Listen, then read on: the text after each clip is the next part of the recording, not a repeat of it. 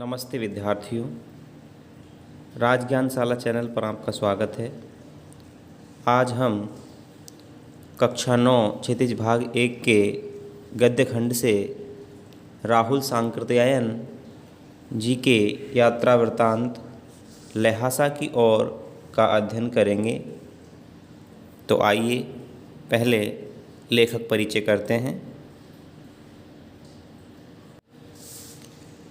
राहुल सांकृत्यायन का जन्म सन 1893 में उनके ननिहाल गांव ननिहाल नाना के घर पदहा जिला आजमगढ़ उत्तर प्रदेश में हुआ। उनका पैतृक गांव कनेला था। उनका मूल नाम केदार पांडे था। उनकी शिक्षा काशी, आगरा और लाहौर में हुई। सन 1930 में उन्होंने श्रीलंका जाकर बौद्ध धर्म ग्रहण कर लिया। तब से उनका नाम राहुल सांकृत्यायन हो गया। राहुल जी पाली, प्राकृत, अपभ्रंश, तिब्बती, चीनी, जापानी, रूसी सहित अनेक भाषाओं के जानकार थे। उन्हें महापंडित कहा जाता था।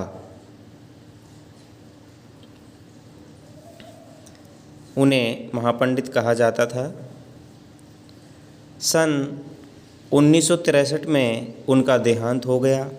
राहुल सांकृत्यायन ने उपन्यास, कहानी, आत्मकथा, यात्राव्रत, जीवनी, आलोचना, शोध आदि अनेक विधाओं में साहित्य सृजन किया। इतना ही नहीं, उन्होंने अनेक ग्रंथों का हिंदी में अनुवाद भी किया। मेरी जीवन यात्रा 6 भागों में, दर्शन दिग्दर्शन, 22वीं सदी, वोल्गा से गंगा, भागो नहीं दुनिया को बदलो, दिमागी गुलामी, घुमक्कड़ शास्त्र उनकी प्रमुख कृतियां हैं। साहित्य के अलावा दर्शन, राजनीति, धर्म, इतिहास, विज्ञान आदि विभिन्न विषयों पर राहुल जी द्वारा रचित पुस्तकों की संख्या लगभग 150 है। राहुल जी ने बहुत सी लुप्तप्राय सामग्री का उद्धार कर अत्यंत महत्वपूर्ण कार्य किया है। जो सामग्री लुप्त थी उसको इन्होंने खोजा है। यात्राव्रत लेखन में राहुल जी का स्थान अन्यतम है। अन्यतम अर्थात इनके समान कोई दूसरा नहीं है।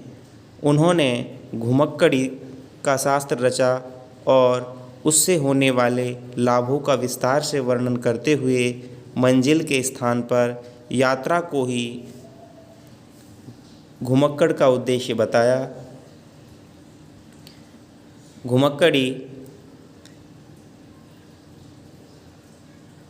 घुमक्कड़ी से मनोरंजन, ज्ञानवर्धन एवं अज्ञात स्थलों की जानकारी के साथ साथ भाषा एवं संस्कृति का भी आदान प्रदान होता है। राहुल जी ने विभिन्न स्थानों के भौगोलिक वर्णन के अतिरिक्त वहाँ के जनजीवन की सुंदर झांकी प्रस्तुत की है। यात्रा वृत्तांत का परिचय यहाँ पर दिया गया है, पढ़ते हैं।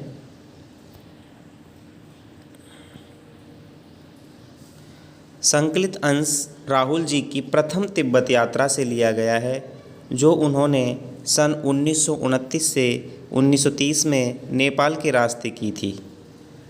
पहली जो तिब्बत यात्रा थी राहुल जी की, वहाँ से ये अंश लिया गया है। उस समय भारतीयों को तिब्बत यात्रा की अनुमति नहीं थी, इसलिए उन्होंने यह यात्रा एक भिखमंगे के छद्म वेश में की थी। छद्म छुपा हुआ जो वेश है, भिखारी का वेश धारण करके। इसमें तिब्बत की राजधानी लहासा की ओर जाने वाले दुर्गम रास्तों का वर्णन उन्होंने बहुत ही रोचक शैली में किया है। इस यात्रा वृत्तांत से हमें उस समय के तिब्बती समाज के बारे में भी जानकारी मिलती है।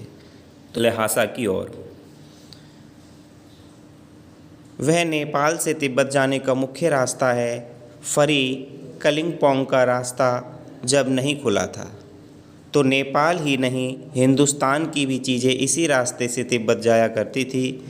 यह व्यापारिक ही नहीं, सैनिक रास्ता भी था। इसीलिए जगह जगह फौजी चौकियां और किले बने हुए हैं। जिनमें कभी चीनी पलटन चीनी सेना, पलटन सेना को बोलते हैं, रहा करती थी। आजकल बहुत से फौजी मकान गिर चुके हैं। दुर्ग के किसी भाग में जहां किसानों ने अपना बसेरा बना लिया है, रहने की जगह बना ली है, वहां घर कुछ आबाद दिखाई पड़ते हैं। ऐसा ही परित्यक्त एक चीनी किला था। परित्यक्त त्यागा हुआ चीनी किला था। हम वहाँ चाय पीने के लिए ठहरे। तिब्बत में यात्रियों के लिए बहुत सी तकलीफ़ें भी हैं और कुछ आराम की बात भी। वहाँ जाति पाति छुआछूत का सवाल ही नहीं है और न औरतें पर्दा ही करती हैं, पर्दा घूंघट। बहुत निम्न श्रेणी के भिखमंगों को लोग चोरी के डर से घर के भीतर नहीं आने देते। जो बहुत ही निम्न श्रेणी के चोर हैं, भिखमंगे हैं, उनको लोग घरों के भीतर नहीं आने देते। अन्यथा नहीं तो आप बिल्कुल घर के भीतर चले जा सकते हैं, चाहे आप बिल्कुल अपरिचित हों, अनजान हों, तब भी घर की बहू या सासू को अपनी झोली में से चाय दे सकते हैं, अर्थात चाय की पत्तियां दे सकते हैं। वह आपके लिए उसे पका देगी। मक्खन और सोडा नमक दे दीजिए। वह चाय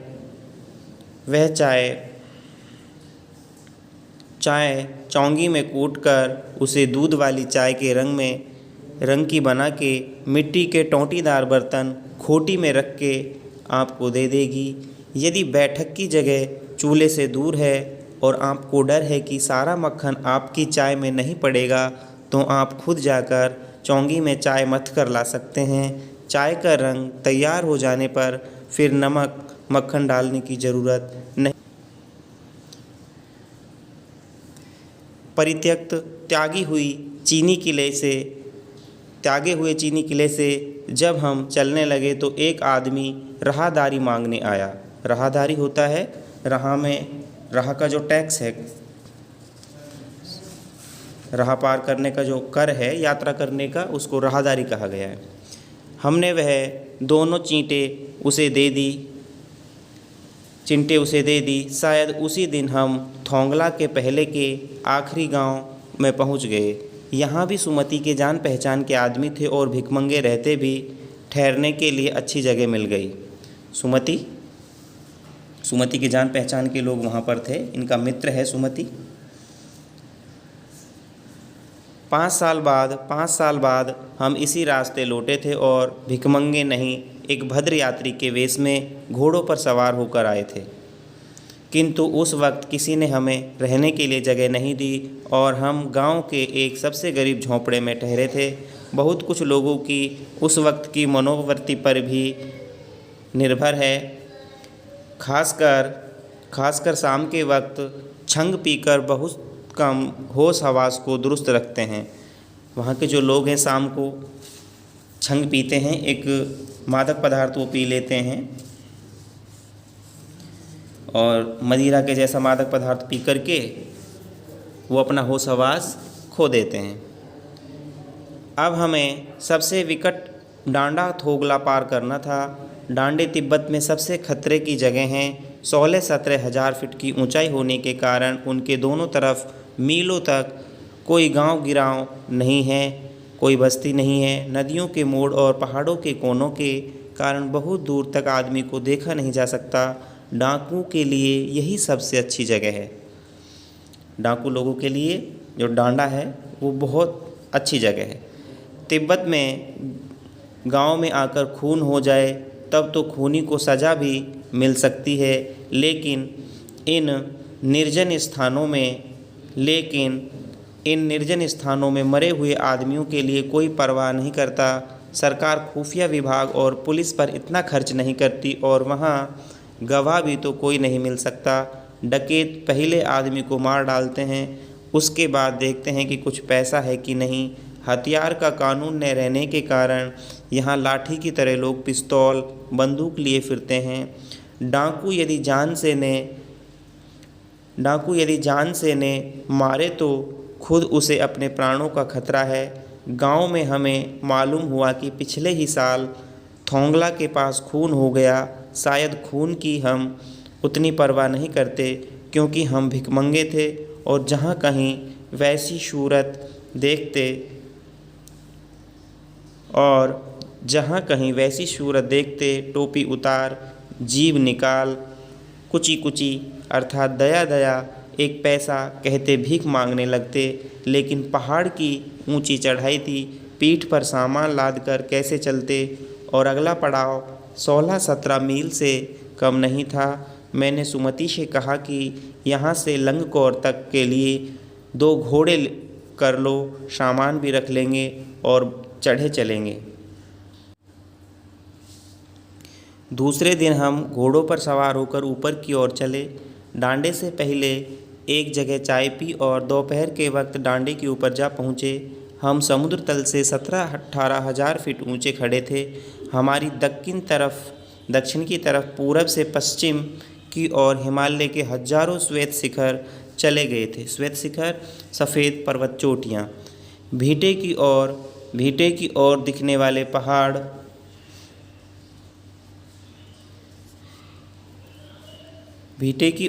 वाले पहाड़ बिल्कुल नंगे थे। न वहाँ बर्फ़ की सफ़ेदी थी, न किसी तरह की हरियाली। उत्तर की तरफ बहुत कम बर्फ़ वाली चोटियाँ दिखाई पड़ती थी। सर्वोच्च स्थान पर डांडे के देवता का स्थान था, जो पत्थरों के ढेर,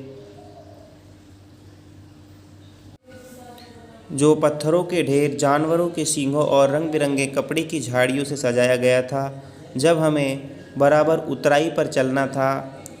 उतार की तरफ चलना था। चढ़ाई तो कुछ दूर थोड़ी मुश्किल थी, लेकिन उतराई बिल्कुल नहीं। शायद 2-1 और सवार साथी हमारे साथ चल रहे थे। मेरा घोड़ा कुछ धीमे चलने लगा। मैंने समझा कि चढ़ाई की थकावट के कारण ऐसा कर रहा है और उसे मारना नहीं चाहता था। धीरे धीरे वह बहुत पिछड़ गया और मैं दो-क्वीन वैस्तों की तरह अपने घोड़े पर झूमता हुआ चला जा रहा था।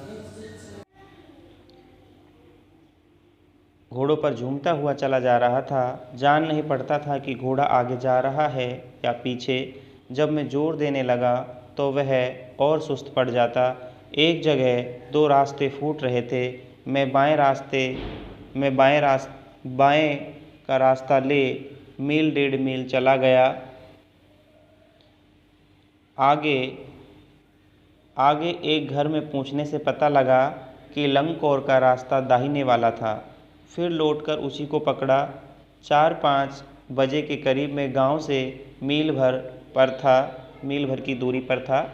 1 मील में 1.5 किलोमीटर की दूरी होती है। तो सुमति इंतज़ार करते हुए मिले। मंगोलों का मुंह वैसे ही लाल होता है और अब तो वह पूरे गुस्से में थे। सुमति जो था वो मंगोल बौद्ध भिक्षु था, एक मंगोल जाति का बौद्ध भिक्षु था।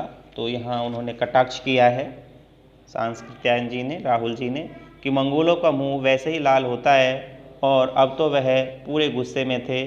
उन्होंने कहा, मैंने 2 टोकरी कंडे फूंक डाले, अर्थात 2 टोकरी जो गोबर के कंडे हैं वो फूंक डाले, जला डाले। 3-3 बार चाय को गर्म किया। मैंने बहुत नरमी से जवाब दिया, लेकिन मेरा कसूर नहीं है मित्र। देख नहीं रहे हो कैसा घोड़ा मुझे मिला है? मैं तो रात तक पहुंचने की उम्मीद रखता था। खैर, सुमिति को जितनी जल्दी गुस्सा आता था उतनी ही जल्दी वह ठंडा भी हो जाता था। लंगकोर में वह एक अच्छी जगह पर ठहरे जहाँ भी उनके अच्छे यजमान थे। पहले चाय सत्तू खा लिया, रात को गर्मा गर्म थुक्पा पी लिया। थुक्पा एक पेय पदार्थ होता है। अब हम तिगरी के विशाल मैदान में थे, जो पहाड़ों से घिरा टापू सा मालूम होता था, जिसमें दूर एक छोटी सी पहाड़ी मैदान के भीतर दिखाई पड़ती है। उसी पहाड़ी का नाम है तिंगरी समाधि गिरी। आसपास के गांव में भी सुमिति के कितने ही मेहमान। कपड़े की पतली पतली चीरी बत्तियों के गंडे खत्म नहीं हो सकते थे। गंडे एक तावीज़ होता है जिसमें मंत्र पढ़ कर के गांठ लगा दी जाती है, क्योंकि बोध गया से लाए कपड़े के खत्म हो जाने पर किसी कपड़े से बोध गया का गंडा बना लेते थे। वह गंडा ताबीज़। वह अपने यजमानों के पास जाना चाहते थे। मैंने सोचा यह तो हफ्ता भर उधर ही लगा देंगे। मैंने उनसे कहा कि जिस गांव में ठहरना हो उसमें भले ही गंडे बांट दो, मगर आसपास के गांवों में मत जाओ। इसके लिए मैं तुम्हें लहासा पहुंचकर रुपए दे दूंगा। सुमति ने स्वीकार किया। दूसरे दिन हमने भरिया ढूंढने की कोशिश की, लेकिन कोई नहीं मिला। सवेरे ही भरिया होता है जो सामान को, बोझ को उठा ले, भार को वहन करे। तो दूसरे दिन हमने भरिया ढूंढने की कोशिश की, सामान को ढोने वाले को ढूंढने की कोशिश की, लेकिन कोई नहीं मिला। सवेरे ही चल दिए होते तो अच्छा था, लेकिन अब 10-11 बजे की जो धूप है उसमें चलना पड़ रहा था। तिब्बत की धूप भी बहुत कड़ी मालूम होती है। यद्यपि थोड़े से भी मोटे कपड़े से सिर को ढांक लें तो गर्मी खत्म हो जाती है। आप 2 बजे सूरज की ओर मुँह करके चल रहे हैं। ललाट धूप से जल रहा है और पीछे का कंधा बर्फ़ हो रहा है, ठंडा पड़ रहा है। फिर हमने पीठ पर अपनी अपनी चीज़ें लादी, डंडा हाथ में लिया और चल पड़े। यद्यपि सुमति के परिचित तिंगरी में भी थे, लेकिन वह एक और यजमान से मिलना चाहते थे। इसलिए आदमी मिलने का बहाना कर सेकर विहार की ओर चलने के लिए कहा। तिब्बत की ज़मीन बहुत अधिक छोटे बड़े जागीरदारों में बटी है। इन जागीरों का बहुत ज़्यादा हिस्सा मठों, विहारों के हाथ में है। अपनी अपनी जागीर में हर एक जागीरदार कुछ खेती खुद भी करता है, जिसके लिए मजदूर बेगार में मिल जाते हैं, बेगार मुफ्त में मिल जाते हैं। खेती का इंतज़ाम देखने के लिए वहाँ कोई भिक्षु भेजा जाता है, बौद्ध भिक्षु, जो जागीर के आदमियों के लिए राजा से कम नहीं होता। सेकर की खेती के मुखिया भिक्षु नमसे बड़े भद्र पुरुष थे। वे बहुत प्रेम से मिले। हालांकि उस वक्त मेरा भेष ऐसा नहीं था कि उन्हें कुछ भी ख्याल करना चाहिए था। यहाँ एक अच्छा मंदिर था जिसमें कंजूर अर्थात बुद्ध वचन अनुवाद की हस्तलिखित 103 पोथियाँ रखी हुई थी। मेरा आसन भी वहीं लगा। वह बड़े मोटे कागज़ पर अच्छे अक्षरों में लिखी हुई थी। एक एक पोथी 15-15 सेर से अर्थात 15-15 किलो से कम नहीं रही होगी। सुमति ने फिर आसपास अपने यजमानों के पास जाने के बारे में पूछा। मैं अब पुस्तकों के भीतर था, अर्थात लेखक जो है किताबें पढ़ने में मशगूल हो गया, व्यस्त हो गया। इसलिए मैंने उन्हें जाने के लिए कह दिया। दूसरे दिन वह गए। मैंने समझा था 2-3 दिन लगेंगे, लेकिन वह उसी दिन दोपहर बाद चले आए। तिंगरी गांव वहां से बहुत दूर नहीं था। हमने अपना अपना सामान पीठ पर उठाया और भिक्षु नमसे से विदाई लेकर चल पड़े। यहाँ यात्रा वृत्तांत पूर्ण होता है। अब हम प्रश्नाभ्यास करेंगे। तो आइए, पहला प्रश्न है, थोंगला के पहले के आखिरी गांव पहुंचने पर भिखमंगे के वेश में होने के बावजूद लेखक को ठहरने के लिए उचित स्थान मिला, जबकि दूसरी यात्रा के समय भद्र वेश में भी उन्हें उचित स्थान नहीं दिला सका। क्यों? इसके पीछे कारण है, तिब्बत में जो मार्ग थे वो यात्रियों के लिए एक जैसी व्यवस्थाएं नहीं उपलब्ध कराते थे। वहाँ जान पहचान के आधार पर ठहरने की उचित व्यवस्था थी। जान पहचान वालों को स्थान मिल जाता था। बिना जान पहचान के यात्रियों को भटकना पड़ता था। जिनकी जान पहचान नहीं होती थी उनको भटकना पड़ता था। और क्या था, तिब्बत के जो लोग थे वो शाम को छग पी लिया करते थे, शराब जैसा मादक पदार्थ पी लिया करते थे, और तब वे यात्रियों की सुविधा का ध्यान रखना भूल जाते थे। इसलिए जाते समय तो सुमति के परिचितों के कारण भिखारी के वेश में होने के बावजूद उनको ठहरने की अच्छी जगह मिल गई, लेकिन लौटते समय भद्रवेश अच्छी वेशभूषा होने पर भी उनको उचित स्थान ठहरने के लिए नहीं मिल पाया। ये कारण थे। दूसरा प्रश्न, उस समय के तिब्बत में हथियार का कानून न रहने के कारण यात्रियों को किस प्रकार का भय बना रहता था? देखो, सन 1929 और 30 का जो तिब्बत था उसमें हथियार रखने के विषय में कोई कानून नहीं था। लोग खुलेआम पिस्तौल बंदूक आदि रखते थे। वहाँ अनेक निर्जन स्थान थे, ऐसी जगह थी जहाँ लोग रहते ही नहीं थे, सुनसान जगह थी, जहाँ पुलिस का भी प्रबंध नहीं था, ना कोई खुफिया विभाग काम करता था। डाकू किसी को भी आसानी से मार सकते थे, इसलिए यात्रियों को हत्या और लूट मार का भय बना रहता था। तीसरा प्रश्न देखते हैं, लेखक लंगकोर के मार्ग में अपने साथियों से किस कारण पिछड़ गया? दो कारण महत्वपूर्ण थे। एक तो उनका जो घोड़ा था वो बहुत धीमे धीमे चल रहा था, दूसरा लेखक रास्ता भूल गए थे। 1-1.5 मील वो गलत रास्ते पर चल पड़े और उन्हें वापस लौटकर आना पड़ा। चौथा प्रश्न देखते हैं, लेखक ने शेखर विहार में सुमति को उनके यजमानों के पास जाने से रोका, परंतु दूसरी बार रोकने का प्रयास क्यों नहीं किया? बहुत अच्छा प्रश्न। देखो, लेखक ने सुमति को पहली बार यजमानों के पास जाने से इसलिए रोका जिससे कि वे वहाँ जाकर ज़्यादा समय ना लगाए, जल्दी से लौट आए। इससे लेखक को 1 सप्ताह वहाँ ठहरने का जो इंतज़ार था वो करना पड़ता। दूसरी बार लेखक को वहाँ के मंदिर में जो अनेक मूल्यवान हस्तलिखित पुस्तकें मिल गई थी और वह उनमें मशगूल था, उनको पढ़ने में व्यस्त हो गया था, उनको पढ़ना चाहता था, इसलिए उसने सुमति को यजमानों के पास जाने की अनुमति दे दी, किताबें पढ़ने के कारण। पांचवा प्रश्न देखते हैं, अपनी यात्रा के दौरान लेखक को किन किन कठिनाइयों का सामना करना पड़ा? तिब्बत यात्रा के दौरान लेखक को कई परेशानियों का सामना करना पड़ा था। पहली बार तो उनको डांडा थोगला पार करते समय विकट परेशानी का सामना करना पड़ा।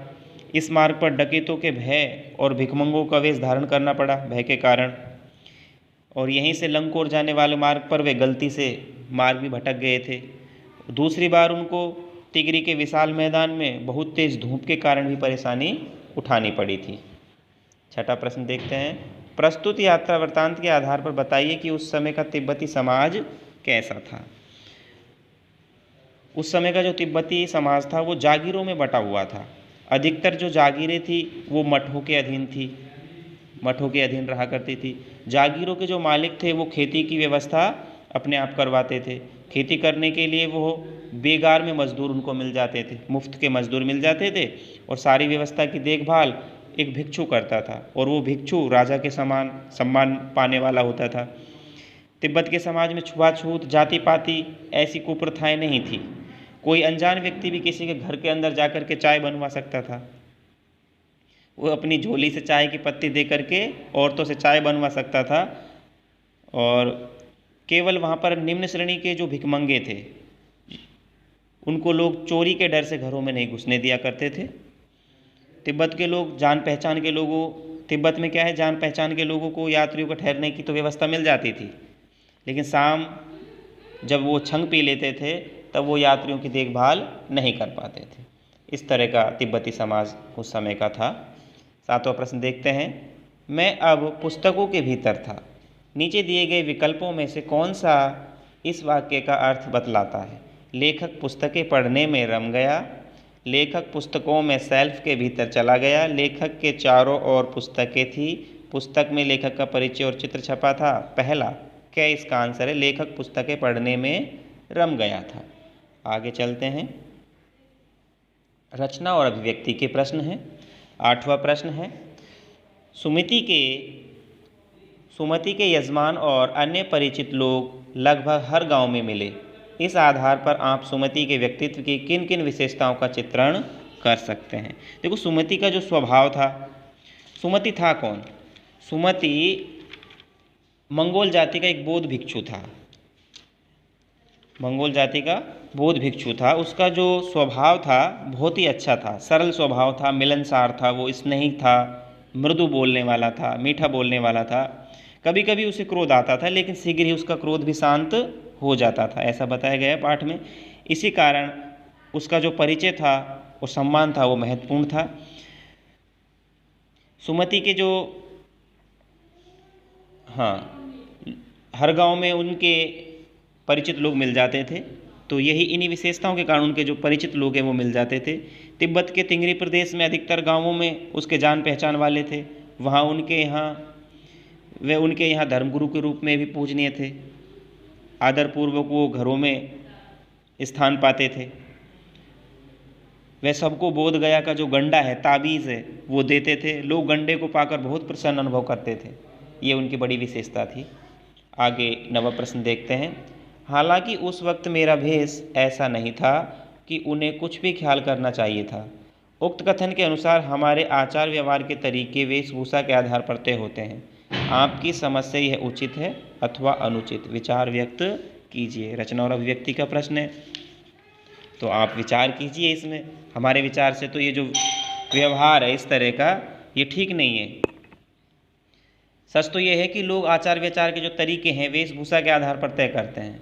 हम अच्छी वेशभूषा देखकर किसी को अपना लेते हैं और गंदे कपड़े देख करके उससे दूर भागते हैं। लेखक क्या है, भिखमंगों के वेश में यात्रा कर रहा था। उसे ये आशा नहीं थी कि शेखर विहार का जो मुखिया भिक्षु है उसे सम्मान और प्रेम के साथ अपनाएगा या नहीं। अनेक संत महात्मा और भिक्षु साधारण वस्त्र पहनते हैं, किंतु वे उच्च चरित्र के व्यक्ति होते हैं तथा सम्मानीय भी होते हैं। फिर भी ये बात सच है कि वेशभूषा से मनुष्य की पहचान होती है। पर हम किसी का भी असर वेशभूषा के कारण ही, हम पर यदि किसी का असर पड़ता है तो वो वेशभूषा के कारण ही पड़ता है। उसी के कारण हम भले और बुरे की पहचान करते हैं। आगे 10वां प्रश्न है, यात्रा वृत्तांत के आधार पर तिब्बत की भौगोलिक स्थिति का शब्द चित्र प्रस्तुत करें। वहाँ की स्थिति आपके राज्य शहर से किस प्रकार भिन्न है। तो आप खूब रचना और अभिव्यक्त कीजिए अपने कौशल से। आपको करना है ये प्रश्न। 11वें और 12वें प्रश्न दोनों आपको करने हैं, इन्हें आप कीजिए। 13वां प्रश्न भाषा अध्ययन का है। किसी भी बात को अनेक प्रकार से कहा जा सकता है, जैसे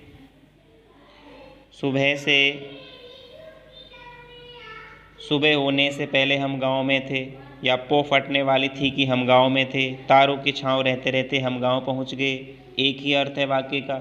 नीचे दिए गए वाक्य को अलग तरीके से लिखना है। जान नहीं पड़ता था कि घोड़ा आगे जा रहा था या पीछे, तो हम लिख सकते हैं इसको पता नहीं चलता था कि घोड़ा आगे जा रहा था या पीछे। या फिर इस तरह से लिख सकते हैं, कभी तो अनुभव होता था कि घोड़ा आगे जा रहा है और कभी ऐसा लगता था कि पीछे जा रहा है। तो ये कॉमन प्रश्न है, इनको हम कर सकते हैं। 14वां प्रश्न आंचलिक शब्दों से संबंधित है। आप ढूंढ करके लिखिए, आंचलिक शब्दों को ढूंढ कर लिखिए। तो ये जो प्रश्न है, ये प्रश्न आपको करने हैं। 15वां प्रश्न आप कीजिए। पाठ्येतर संक्रियता है, ये आप पढ़िए और शब्द संपदा हम कर लेते हैं। डांडा, डांडा होता है ऊंची ज़मीन। थोंगला, थोंगला तिब्बती सीमा का एक स्थान है। भीटे, टीले के आकार का ऊंचा स्थान होता है। कंडे, गाय भैंस के गोबर से जो उपले बनाए जाते हैं, उपले। सत्तू, जौ से बना हुआ जो आटा होता है उसको सत्तू कहते हैं। थुक्पा, ये भी सत्तू या चावल के साथ मूली, हड्डी, मांस, पतली लेई की तरह पकाया गया खाद्य पदार्थ होता है। गंडा, मंत्र पढ़कर गांठ लगाया हुआ धागा या कपड़ा। चीरी, चीरी होती है फाड़ी हुई। और भरिया, भारवाहक, जो वजन को सहन करता है। चीरी फाड़ी हुई का मतलब है कपड़े से जो हम कतरन निकाल लेते हैं। आगे सुमति, सुमति से तो आप परिचित हैं ही। लेखक को यात्रा के दौरान मिला एक मंगोल भिक्षु था जिसका नाम लॉबजंग शेख था। इसका अर्थ सुमति प्रज्ञ होता है, अतः सुविधा के लिए लेखक ने उसको सुमति नाम दे दिया था।